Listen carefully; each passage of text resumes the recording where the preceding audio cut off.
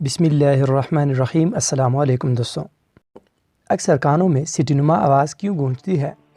جانیے اس حوالے سے وہ اہم معلومات جو بہت سے لوگ نہیں جانتے۔ آواز سننے کی صلاحیت کے اعتبار سے انسانی کان ایک محدود فریکوینسی بینڈ کی آواز ہی سننے کے قابل ہوتا ہے، لیکن کبھی کبھی انسانی کان کی حساسیت میں خصوصی طور پر اس آواز کی محدود فریکوینسی بینڈ اسپیکٹرم سے مزید ہائر فریکوینسی کی آوازیں سننے کی صلاحیت پیدا ہو جاتی ہے، بالکل اس طرح جیسے بلیاں زیادہ ہائر فریکوینسی کی آوازیں سن سکتی ہیں اور ہاتھی زیادہ کم فریکوینسی کی آوازیں سن سکتا ہے، تو اس طرح انسانی کان اپنی سننے کی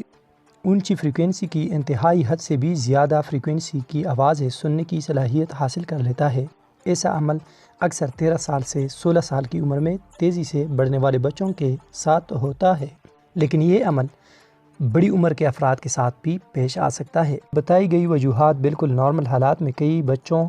اور نوجوانوں کے ساتھ ہو سکتا ہے، لیکن ایسی مخصوصات کے دیگر عوامل بھی ہو سکتے ہیں،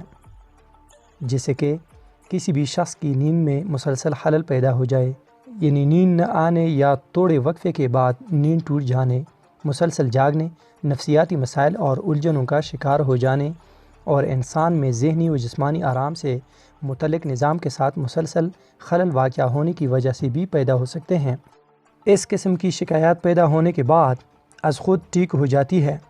جو کہ ایک نارمل عمل ہے، لیکن کانوں میں مسلسل سیٹیاں بجنے کی محسوسات اگر از خود ٹھیک نہ ہوں